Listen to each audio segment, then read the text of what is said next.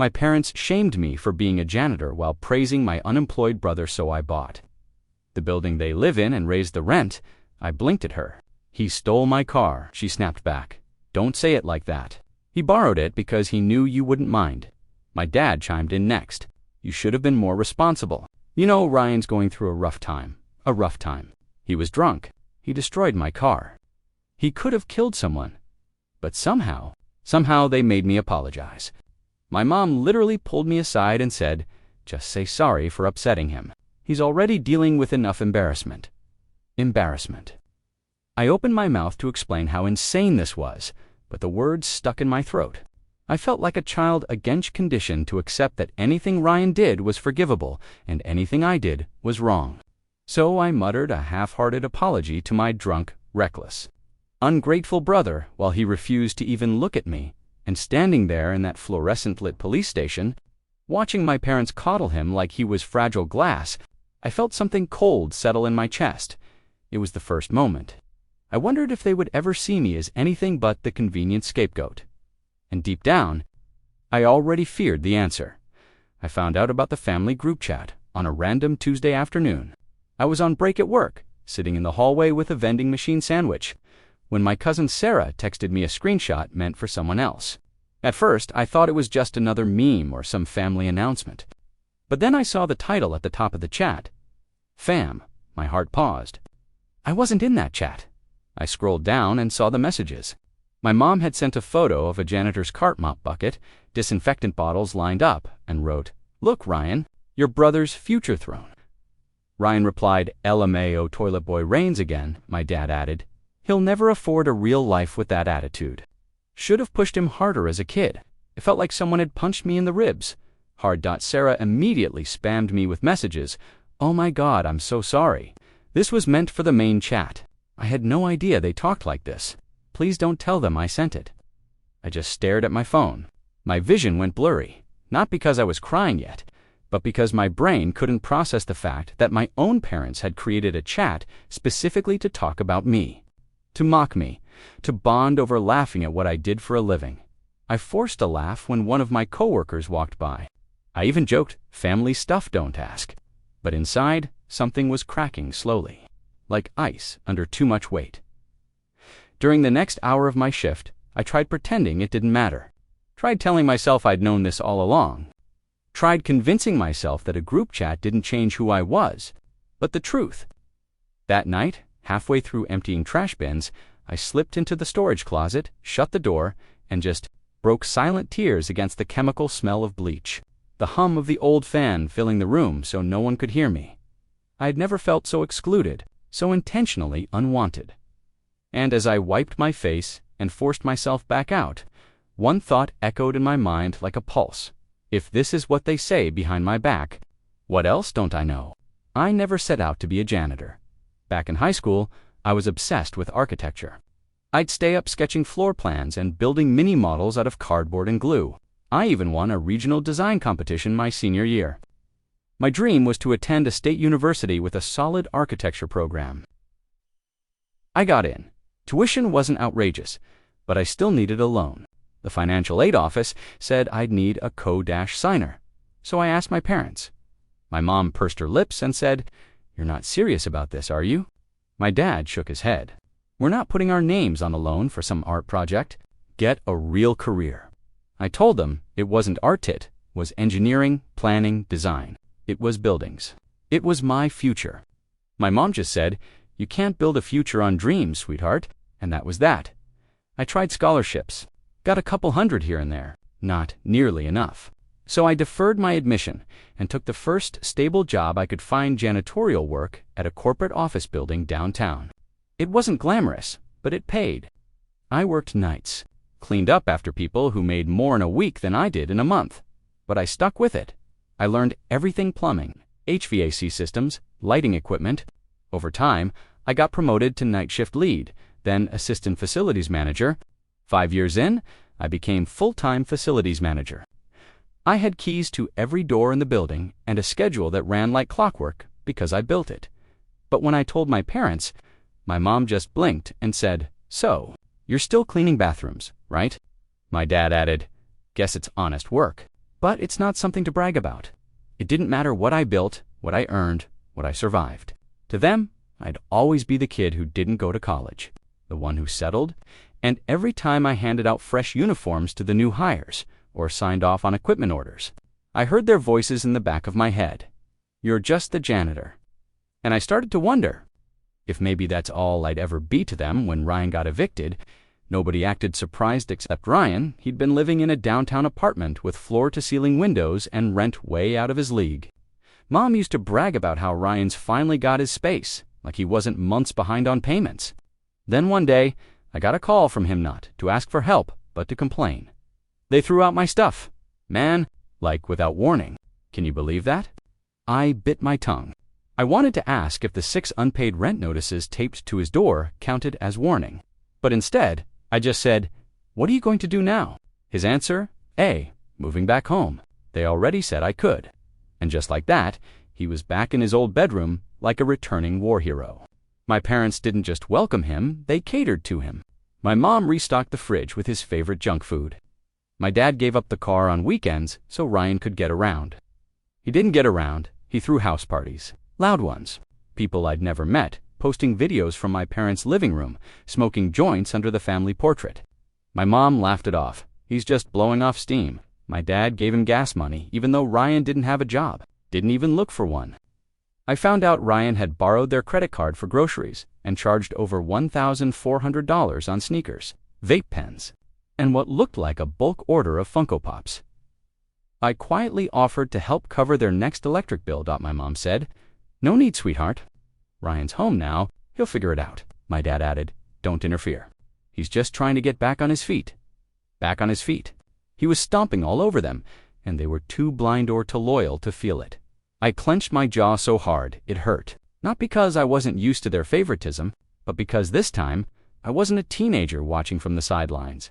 I was an adult, and I wanted to scream. It was one of those forced family reunions, cheap picnic tables, mismatched folding chairs, and a dozen half-burnt burgers on a gas grill that kept shutting off. I came because my Aunt Maria begged me to. Said it would mean a lot if I showed my face for once. I figured, maybe things had mellowed out. Maybe I could just exist, quietly, for a few hours. I should have known better. I was standing near the potato salad when Aunt Maria asked me, "So what do you do these days, sweetheart?" I smiled politely. "I'm the facilities manager for a commercial building downtown. Been there 7 years," before she could even react. My mom swooped in with a laugh so loud it drew a few heads. "He just cleans toilets." Bless his heart. The way she said it, mocking but sugar-coated with that southern smile, made it a joke everyone else felt safe laughing at. I watched Aunt Maria's smile freeze into pity, then confusion, then awkward silence. My face burned hot, but I didn't say a word. Just nodded and excused myself to grab a soda I didn't want.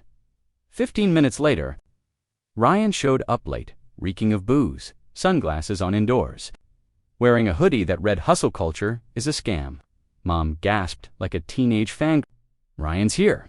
He made the rounds with sloppy hugs, even kissed Grandma on the cheek while holding a beer can. Dad clapped him on the back and handed him a burger like a trophy. No one asked him what he did for a living. No one cared.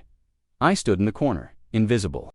A facilities manager, a full-time employee with a retirement account. Someone who paid every bill on time every month. But in that moment, I realized something gutting. To them, effort meant nothing. Appearances meant everything. And to them, I was the embarrassment. As I watched Ryan hold court like some conquering hero, I felt something snap not with anger, but clarity. That was the day I stopped chasing their approval. They had already decided who I was, and I was done proving otherwise. It was just past midnight when my phone buzzed, jolting me from the quiet rhythm of my routine.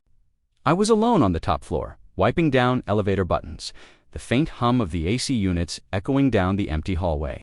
I checked the screen. Mr. Halbrook, the owner of the building. I hesitated. He never called this late. "Hey there, kid," he said, voice rough like gravel, but steady. "Did I wake you?" "No, sir. I'm on shift. Everything all right?" There was a pause, then a sigh. "I'm retiring." I stopped wiping. "You're... what a... 81 years old," he chuckled. "Figured I've earned the right to sleep in for once." I didn't know what to say. He'd owned that building since before I was born. I'd worked under him for nearly a decade. He'd always been firm, but fair. The kind of guy who noticed when you stayed late or fixed something others ignored. Then he said something I'll never forget. "I want you to buy the place." I blinked. "Wait, I've had offers, good ones. But you've been the most loyal damn worker I've ever had. This building runs because of you. I want it in good hands. If you want it, I'll give it to you under market. Owner financing, you'd have a shot." I walked into the supply closet and sat down on an overturned bucket. My ears ringing. All those years I'd swept the floors, fixed leaking pipes, replaced light bulbs, taken phone calls at 2 a.m. It suddenly meant something. I wasn't just the janitor anymore. I was a candidate for ownership. I told him I needed time to think, but my hands were already shaking. Not with fear, with hope, because maybe, just maybe, the thing everyone else looked down on was about to become the thing that lifted me higher than they could ever imagine. And for the first time in my life, the future didn't feel like a joke at my expense. It felt real. I said yes. A week later, it took every cent I had, my savings, emergency fund, the tiny stock portfolio I'd been building since my early 20s. I applied for a small business loan and nearly passed out when the approval email came through. I signed the papers in a quiet office on a rainy Wednesday morning, my hand trembling with every stroke of the pen. I owned the building, the same building I used to mop after hours, the same building I had vacuumed at midnight, while telling myself someday things would be different. And then, I said nothing, not a single word to anyone. Not to my coworkers, not even to Malik, my best friend who covered my shifts when I got the flu.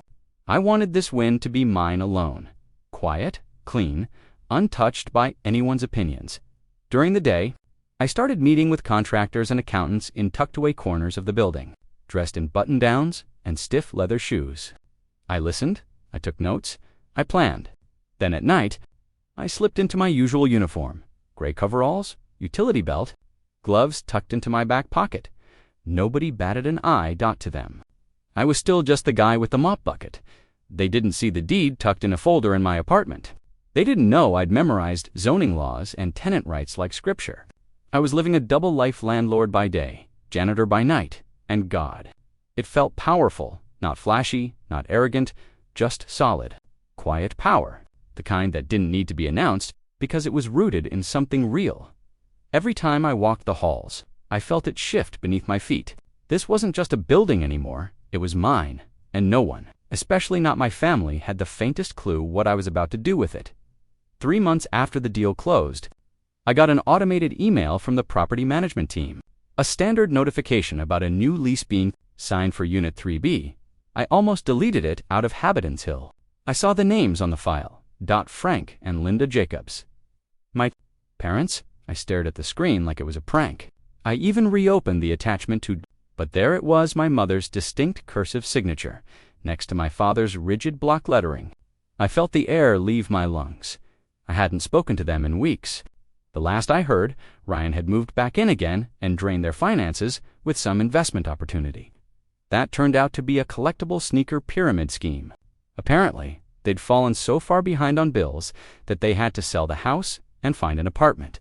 And now, they were moving into my building. They didn't know, of course. The management company handled all the front-end paperwork.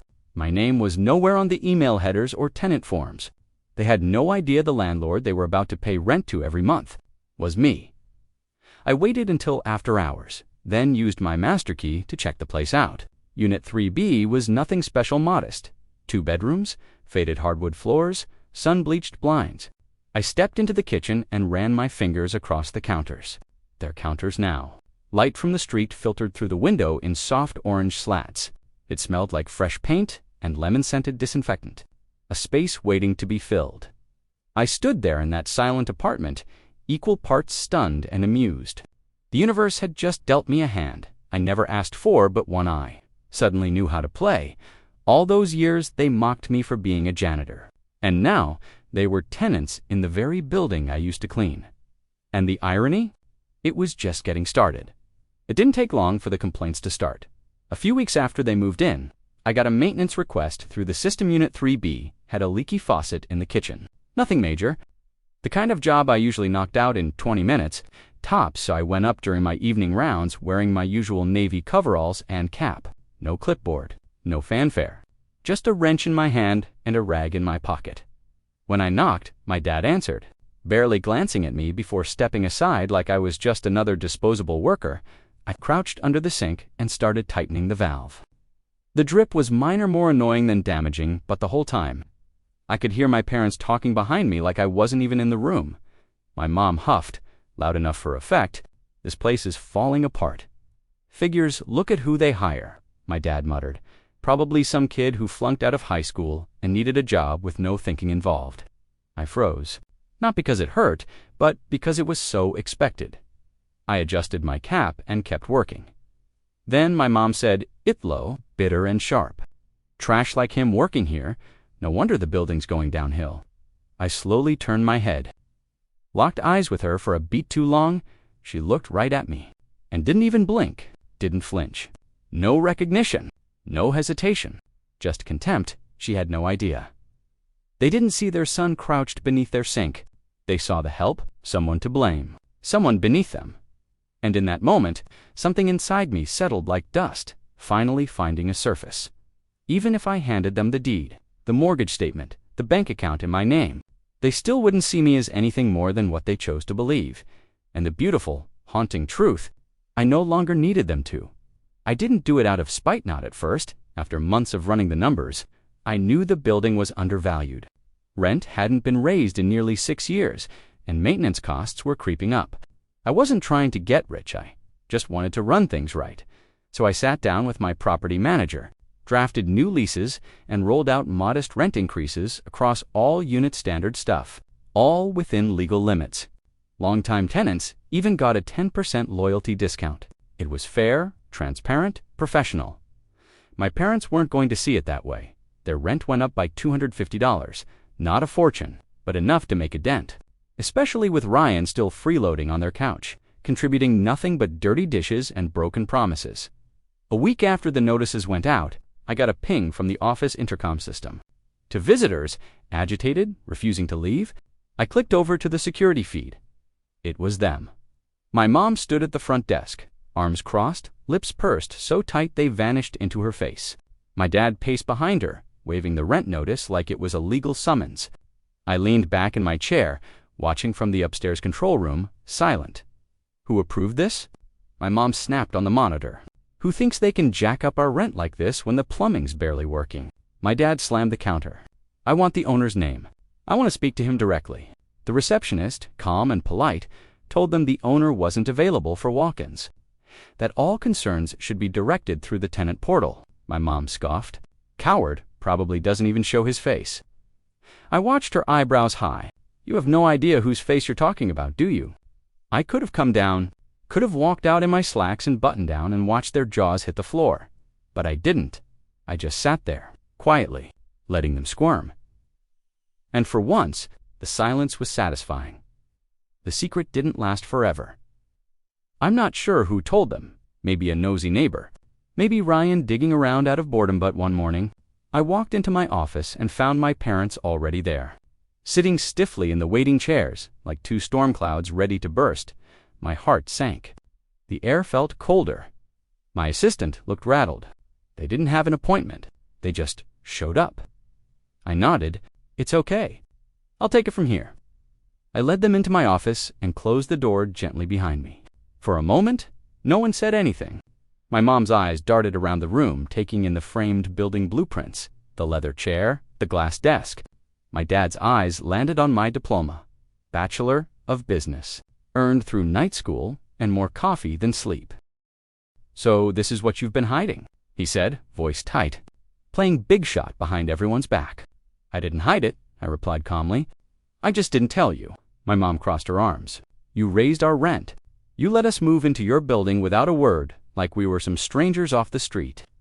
You are strangers, I said before I could stop myself. You've treated me like one for years. That's when my dad snapped. He stood, jabbing a finger at my diploma on the wall. You think this makes you better than us? You think owning some rundown building gives you the right to lord it over your family? I stayed quiet. Then he said it. You're a parasite, living off other people's money. just like every other leech who thinks they're a landlord. You didn't earn anything. You just got lucky. I wish I could say I got angry, that I yelled or stormed out or told him to get the hell out of my office. But I didn't. I just sat there, completely still, numb. Not because of the word parasite, but because in that moment, I finally saw the truth. He didn't just not respect me, he never would. I didn't raise my voice. I didn't argue after my dad called me a parasite. I just sat there for a few seconds, long enough for the weight of it all to settle. Then I stood up, walked to the door, and opened it. "You can go now," I said. My mom stared at me like she didn't recognize me. Maybe she didn't, maybe for the first time. She was seeing me not as the disappointment or the backup plan or the janitor, but as someone who no longer needed their approval. My dad looked like he wanted to say more, but he didn't. He just shook his head and muttered, "Ungrateful." And with that, they walked out of my office and out of my life. No apology, no hug, no attempt at reconciliation. Just silence. I turned off the lights early that night and stayed behind after the staff left. I walked the length of every hallway, keys jingling at my side, the building humming softly like it always had, elevators resting, pipes clicking, the familiar scent of pine cleaner in the stairwell. For the first time, it didn't feel like work. It felt like mine. I stood in the lobby, staring out at the city lights through the glass doors, and felt something I hadn't felt in years. Not relief, bone-deep peace. Because I finally understood something I'd spent my entire life trying to avoid. There is no amount of success that can earn you love from people determined not to give it. There is no promotion high enough, no paycheck big enough, no building tall enough to make someone see you if they've already decided not to. So I stopped trying. No more calls, no more awkward dinners, no more one-sided attempts to mend something that was never whole. I cut them off, not out of hate, but because I was done bleeding myself. Dry for people who never once offered me a bandage. I didn't just want to own the building wanted to care for it. After cutting ties with my parents, I poured my energy into the place, replaced the flickering hallway lights with warm LEDs, hired a local artist to paint a mural in the lobby, installed new washers and dryers that didn't sound like jet engines preparing for liftoff, fresh paint, new carpeting on the stairs, upgraded security cameras. It wasn't flashy, it was dignity, comfort, safety. And tenants noticed Mrs. Patel from 2C stopped me in the stairwell one morning. She smiled and said, "This place hasn't felt this clean since the 90s. A single mom from 5A left a handwritten thank you note under my door. Just 5 words in pink ink. You actually make it feel safe." But the one that hit hardest was an old Army vet in Unit 1A. He'd been there longer than I had. Gruff, rarely smiled. One day, I helped him carry his groceries inside, and as I turned to leave, he patted my shoulder and said, "You're the best landlord I've ever had, Mr. Reed." Mr. Reed, he didn't know my first name. Didn't need to. That title spoken with respect, no sarcasm, no judgment meant more than anything I'd ever heard from my own father. I went back to my office, closed the door, and sat for a while in quiet reflection. For so long, I'd chased their approval like it was oxygen, let their insults shape my worth. But now, strangers, people who didn't owe me love, were giving me something better. Respect. And that's when it hit me. I wasn't the failure. I wasn't the embarrassment. I wasn't the one who needed fixing. They were. A few weeks after my parents vanished from my life, Ryan resurfaced because of course he did. He messaged me on Facebook. Not even a greeting. Just a guilt trip disguised as desperation. "Guess you heard Mom and Dad moved out. I'm kind of between places right now. Sleeping on a friend's couch. Things been rough. You've got all that landlord money now. Mind helping your brother out?" I stared at the message for a full minute, waiting for some part of me to feel sorry. I expected at least a twinge of old guilt, some muscle memory of being the responsible one, but it never came. Instead, I remembered the group chat. Toilet boy, the laughter at my expense. The smirk on his face the day he crashed my car and made me apologize. The years of entitlement, of draining people like a slow leak no one bothers to fix. So I typed back one sentence. Luck didn't clean toilets at midnight for 8 years. He saw it. Left it on read for about 5 minutes, then blocked me. No explanation, no apology, just gone. And still I felt nothing. No ache, no grief, no burning need to fix it, because I wasn't playing the martyr anymore. I wasn't the family sponge, soaking up everyone's mess and calling it loyalty. I wasn't a fallback. I wasn't a second chance. I wasn't the emotional punching bag they could tag in when life got hard and abandoned the second it got easy again. Wasn't saving anyone who never cared if I drowned. Ryan could call it luck, all he wanted, but I knew better. Built my future with hands that scrubbed vomit. Off tile floors at 3 a.m., I earned every key on my ring, every dollar in my account, every piece of peace in my chest, and no one, especially him, was entitled to a piece of it. People always ask the same thing once they hear the story. Be honest, did you raise the rent to get back at them? The short answer, no. The long answer, I raised the rent because I had to. Because running a building costs money, and tenants deserve functioning elevators, safe lighting, and washers that don't eat their quarters. I raised the rent because I was no longer surviving. I was growing, and growth requires choices, boundaries, vision. I didn't do it to punish them. I did it because I earned the right to move forward. I used to carry shame like it was stitched into my skin, for being just a janitor, for not going to college, for not being enough for the people who raised me. I let their voices become my own. Every toilet I cleaned echoed with doubt I didn't deserve. But now, that shame is gone, because every insult, every dismissal, every door they closed on me led me here. I own something. I built something, not out of spite, out of grit, out of nights I wanted to quit, but didn't, out of dignity. They never taught me to claim . So if you're reading this, if you've ever been the black sheep, the invisible one, the scapegoat, the embarrassment, let me say this clearly. You're not the problem. You're not the failure. You're not broken. You've just been trying to bloom in soil that was never meant to nurture you. Walk away from it. Build something better. You don't need to prove your worth to people who only see you. When you're small, grow, even if it means leaving them behind. I did, and I've never been more at peace.